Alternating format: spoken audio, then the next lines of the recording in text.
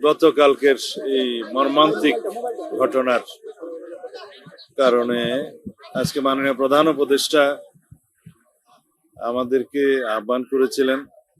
আমরা জামায়াত ইসলামী এবং এনসিপির নেতৃবৃন্দ আমাদেরকে আহ্বান করেছিলেন। মাননীয় প্রধান উপদেষ্টা কথা বলেছেন।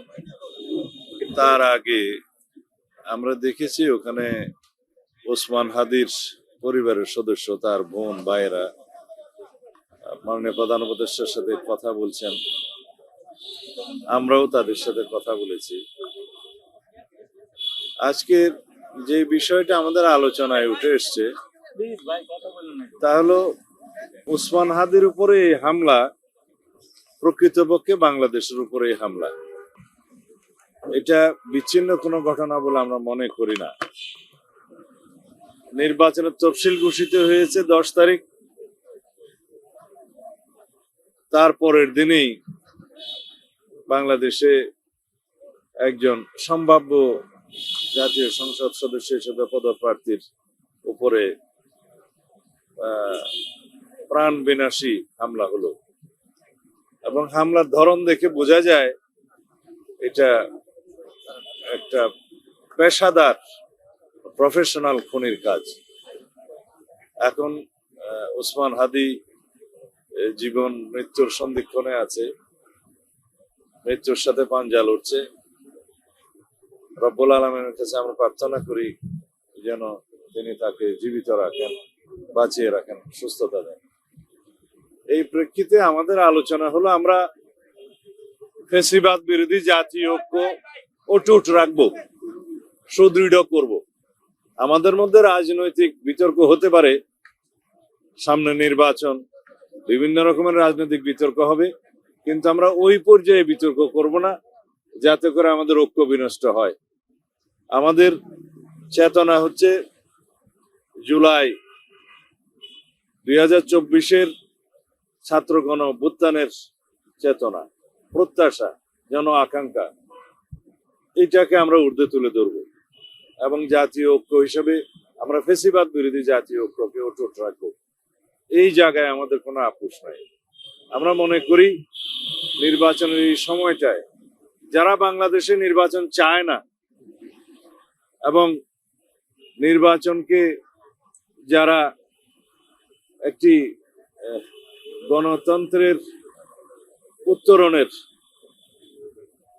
পথ হিসেবে দেখতে চায় না, শক্তিশালী বা রাষ্ট্র বিনির্মাণের বিপক্ষে যারা, প্রকৃতপক্ষে গণতন্ত্রের বিরুদ্ধে শক্তি, তাদেরই এই কাজ। তারা বাংলাদেশেও আছে এবং বাংলাদেশের বাইরেও আছে।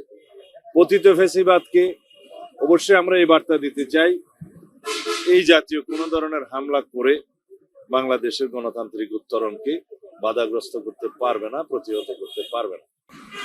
আমরা সকল গণতান্ত্রিক রাজনৈতিক দল আমরা ফ্যাসিবাদ বিরোধী জাতীয় ঐক্যে অটুট থাকবো এবং আগামী জাতীয় সংসদ নির্বাচনকে যে কোনো মূল্যে আমরা অর্থবহ করব, বিশ্বাসযোগ্য করব এবং এমন একটি বিশ্বাসযোগ্য নিরপেক্ষ নির্বাচন হবে যা বিশ্ব স্বীকৃত হবে।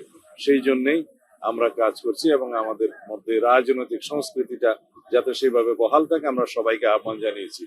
আমাদের রাজনৈতিক সংস্কৃতিটা অনেকটাই পরিবর্তিত হয়েছে, জনপ্রত্যাশা এবং গণ অভ্যুত্থানের প্রত্যাশা অনুযায়ী, আকাঙ্ক্ষা অনুযায়ী সেরকম গণতান্ত্রিক রাজনৈতিক সংস্কৃতি আমরা অব্যাহত রেখে চর্চা করে ইনশাআল্লাহ আগামী দিনে আমরা একটি শক্তিশালী গণতান্ত্রিক রাষ্ট্র নির্মাণ করব। আমাদের এই গণতন্ত্রের উত্তরণের পথটাকে আমরা যেন আরো সহজ করতে পারি, সেজন্য সবার সহযোগিতা আহ্বান করছি আমরা। আর ইনকিলাব মঞ্চের পক্ষ থেকে একটা জাতীয় প্রতিরোধ সভা এই সন্ত্রাস বিরোধী, বিশেষ করে ওসমান হাদির এই ঘটনার পরবর্তীতে আজকেও তারা করছে, আগামীকালকে করবে, সেই জায়গায় সবাইকে থাকার জন্য আহ্বান জানিয়েছে। আমরা সেটা সাদরে তাদের সেই আহ্বানকে গ্রহণ করেছি। আমরা সকল রাজনৈতিক নেতৃবৃন্দ তারা যাতে নিরাপদে থাকে সেই নিরাপত্তার ব্যবস্থা করার জন্য সরকারের প্রতি আহ্বান জানিয়েছে। সেটি নয়, মূলত হচ্ছে আমাদের ভিতরে যেন এমন একটা ঐক্য থাকে যাতে করে আমরা সকল রাজনৈতিক দল ফ্যাসিবাদ বিরোধী যে কোনো ফেসিবাদ বিরোধী ঐক্যকে আমরা সবাই মিলে যেন আঁকতে পারি, তাতে করে জাতীয়ভাবে এই সন্ত্রাসকে আমরা মোকাবিলা করতে পারবো। যদি আমরা গণতান্ত্রিক শক্তি সমূহ পরস্পর বিচ্ছিন্ন হই এবং পরস্পরের বিরোধিতা করতে থাকি, তাহলে ফেসিবাদ আশকারা পাবে। সেই জায়গায় যেন আমরা না যাই, এই আহ্বানটাই আমরা জানিয়েছি এবং এটাই হচ্ছে মূল ভিত্তি। যদি আমাদের ভিতরে ঐক্য থাকে এবং আমরা গণতান্ত্রিক শক্তিগুলো, গণতান্ত্রিক রাজনৈতিক দলগুলো যদি ঐক্যবদ্ধ থাকি, আমাদের ভিতরে বিভেদ না থাকে, তাহলে পরে আমরা জাতীয়ভাবে এই জাতীয় সকল ধরনের সন্ত্রাসকে মোকাবিলা করতে পারবো এবং ফেসিবাদের দূষরদের যে কোনো ষড়যন্ত্রকে মোকাবিলা করতে পারবো। আমরা জানি এই শক্তি দেশের ভিতরেও সক্রিয় এবং দেশের বাইরেও সক্রিয়। আমরা ঘটনার সুষ্ঠু তদন্তের জন্য এবং তড়িৎ ব্যবস্থা গ্রহণের জন্য আহ্বান জানিয়েছি। আপনাদেরকে স্মরণ করিয়ে দিই, গত 5ই নভেম্বর বিএনপির একজন সম্ভাব্য প্রার্থী, আমরা যে মনোনয়ন ঘোষণা করেছি প্রাথমিকভাবে, তার একজন প্রার্থী জনাব ইরশাদুল্লাহ, চট্টগ্রাম মহানগরের চট্টগ্রাম 8 আসনের প্রার্থী, তার উপরে প্রাণবিনাশী হামলা হয়েছে। কিন্তু তারপরে আইন শৃঙ্খলা বাহিনী কোনো কঠোর ব্যবস্থা গ্রহণ করেনি এবং যথাযথ তদন্ত করে যদি তার বিরুদ্ধে মানে সন্ত্রাসীদেরকে গ্রেফতার করা যেত, আইনের আওতায় আনা যেত, তাহলে হয়তো এরকমের ঘটনা আরো হয়তো ঘটতে উৎসাহিত হতো না। যারা এগুলো করছে তারা যখন মনে করছে যে তারা নিরাপদ থাকতে পারে, তখন এই সমস্ত ঘটনা আরো ঘটে। সেই জন্য আমরা স্বরাষ্ট্র মন্ত্রণালয়কে আরো বেশি সক্রিয় হওয়ার জন্য আহ্বান জানিয়েছি। তাতে প্রয়োজনীয় ব্যবস্থা যেন মাননীয় প্রধান উপদেষ্টা নেয়। আমরা রাজনৈতিক দল হিসেবে আমাদের সর্বোচ্চ অঙ্গীকার এবং আমরা প্রতিশ্রুতি দিয়েছি, আমরা এই বিষয়ে সর্বোচ্চ সহযোগিতা করব, বহাল রাখবো। তিনি বলেছেন যেন একটা যৌথ স্টেটমেন্ট আমরা সবাই মিলে দেই এবং ঐক্যবদ্ধভাবে কাজ করি। আর ইনকিলাব মঞ্চের যে সভাটা আজকেও চলছে, তারা আগামীকালকে এবং পরশু হয়তো তারা একটা প্রতিরোধ সভা জাতীয় কিছু একটা আহ্বান করবে শাহবাগে অথবা 21শে শহীদ মিনারে।